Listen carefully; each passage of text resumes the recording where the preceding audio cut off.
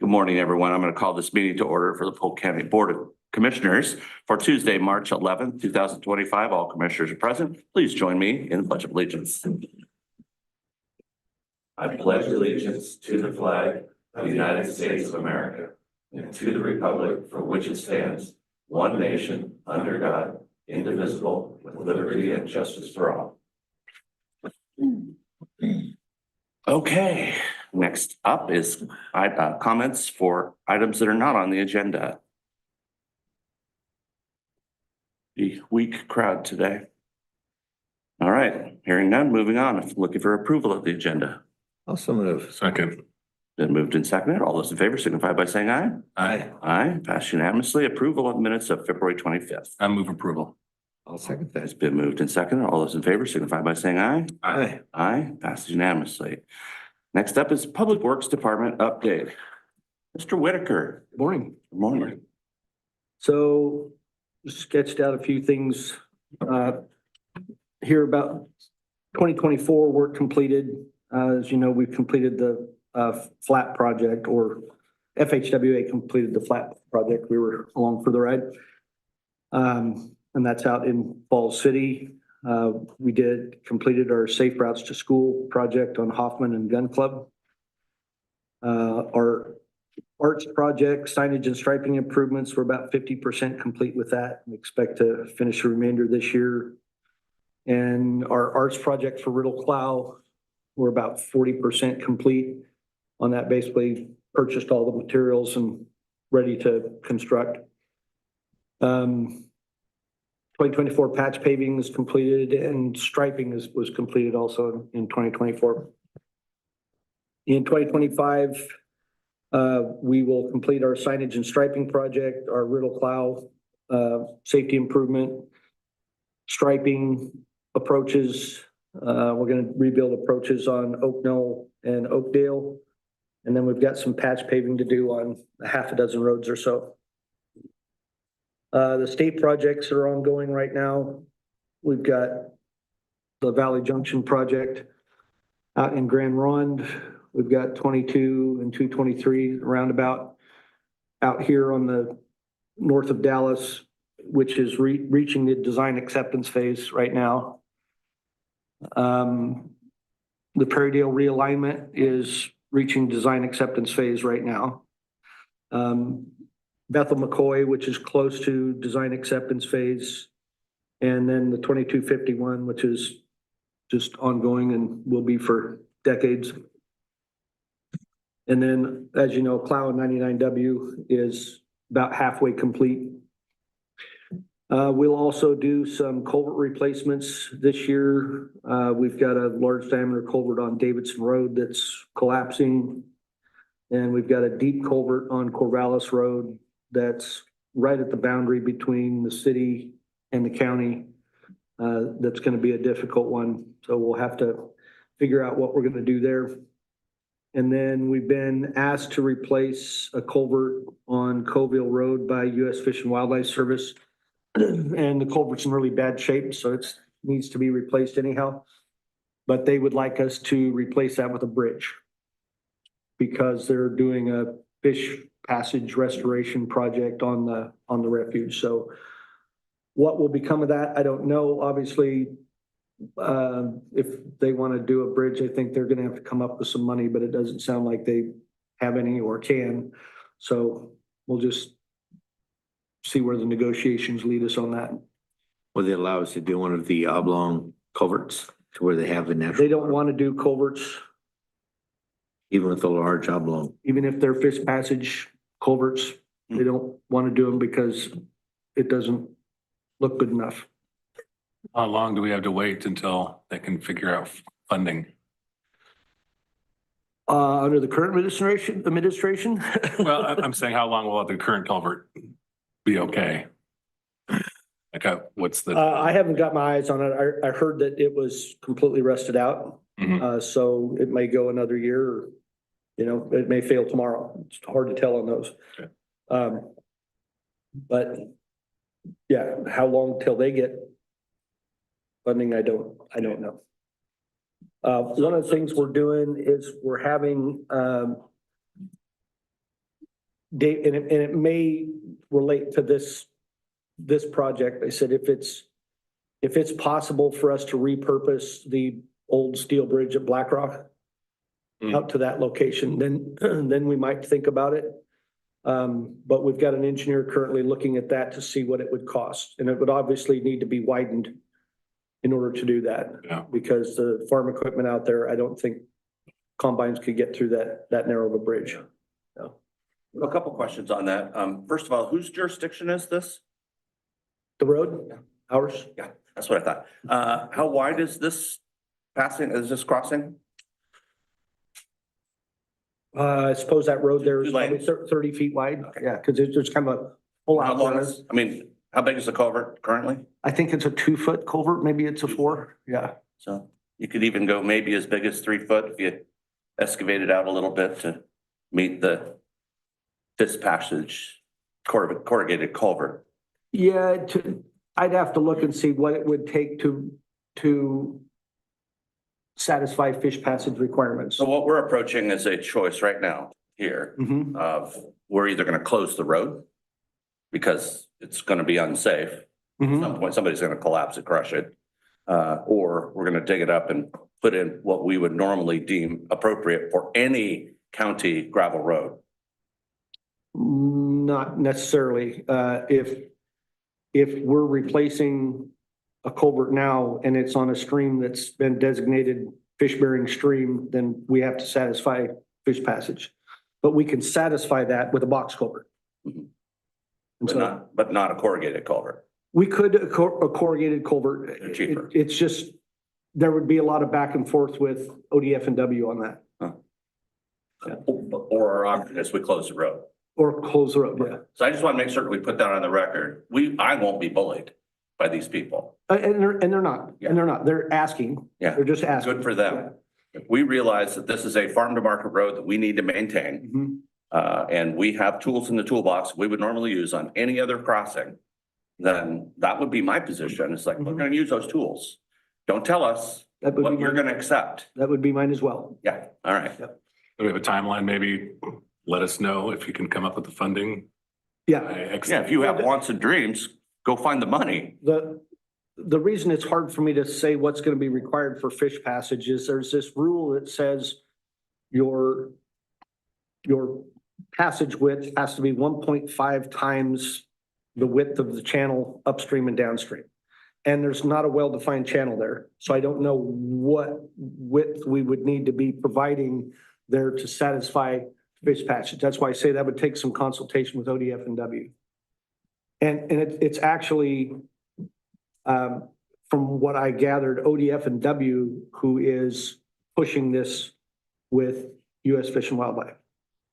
I think they're being put in a spot where they have to do this. But on their website, they show these flat bottom culverts being acceptable as a natural bottom fish passage. But yet they don't let us use them. It's, They didn't say they wouldn't let us use it. Yeah, but just yeah, they going just, forward, they don't want to mention that. yeah, they want something They would prefer a bridge. correct. Yeah.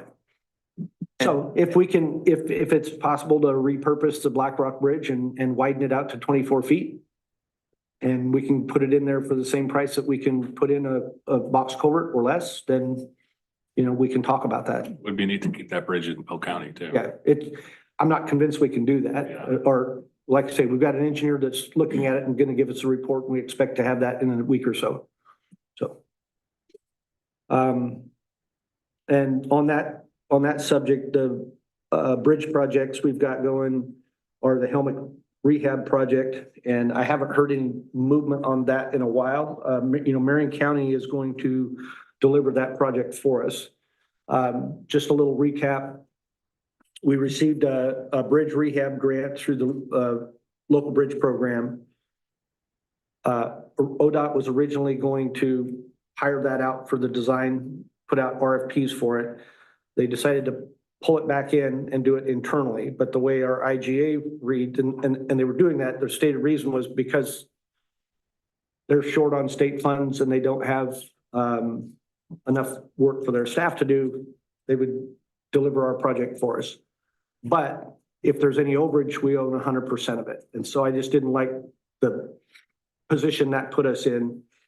So they said we could find another certified local public agency to do that. So we found Marion County. They've agreed to do that. But what Anna told me the last we talked was that there was a little irregularity with the IGA, that normally the IGAs that they're doing now have a full IGA for design and construction. And this IGA that we have is only for design. So it sounded like they wanted to rewrite the IGA and get a new one established. And I just haven't heard anything since then. So I don't know whether that they've given, I need to check in on the project, see whether Marion County's been given the notice to proceed or under the existing IGA, or whether it's on hold. And then the other thing we're going to do is hire a consultant to do the, I call it a 3R plan for our bridges, which is, repair, rehab, replace, to look at all the bridges in our system, assess their condition, assess their lifespan, and, give us recommendations on whether to continue to, repair and maintenance, or to do rehabs or replacements, prioritize those and get us a list of, this is where we're going forward. Same as we do with our roads, but we've just never done it with our bridges. So I think that would be good, given the fact that our roads are in pretty good shape and we've got adequate funds right now. And it seems like the availability of bridge grants hasn't been there. We've been 10 years, since we got maybe 15 since we got a grant for a bridge replacement. Excepting BlackRock. It's a little bit different program. So that's my update.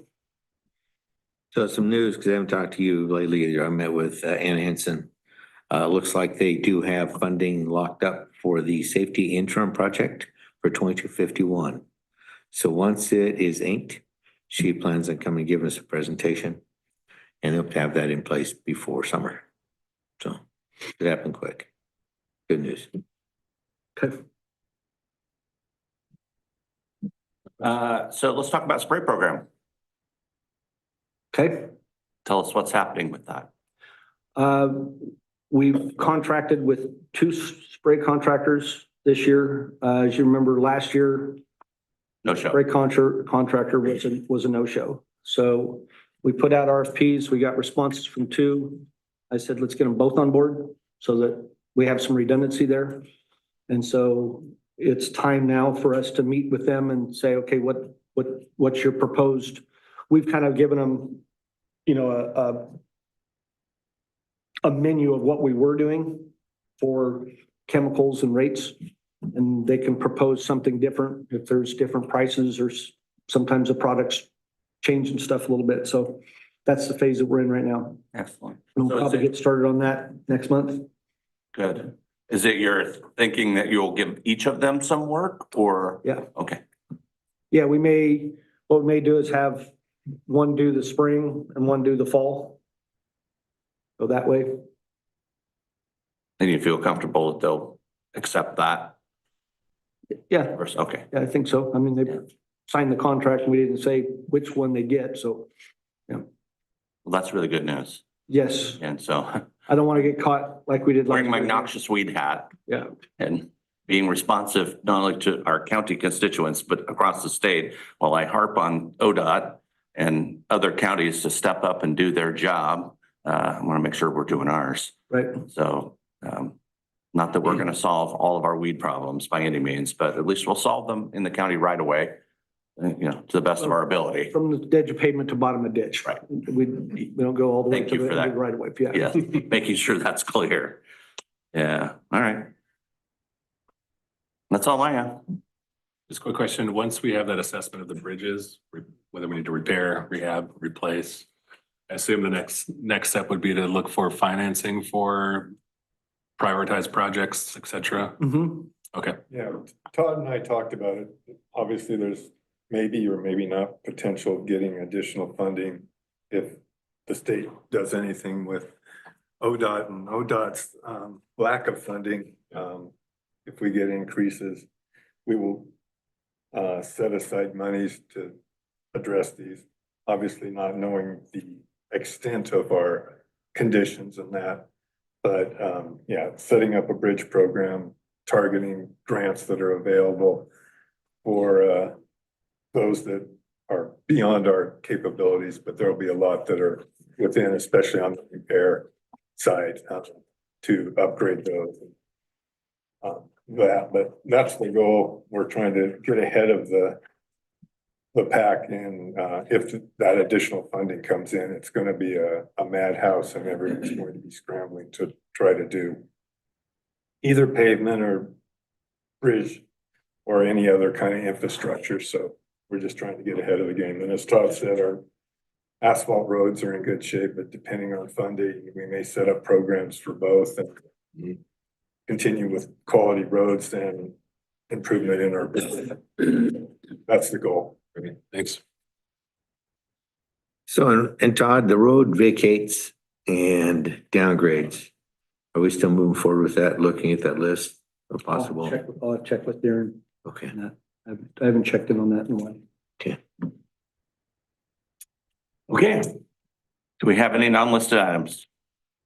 No, sir. No, sir. Everything's running smoothly. The waters are completely flat and calm. That's Polk County. They weren't the other day, but at least our waters calm in the building. Please do not make waves for me, Hanson. I just got done describing what it looks like out in front. We're adjourned. Sad. We're not doing the side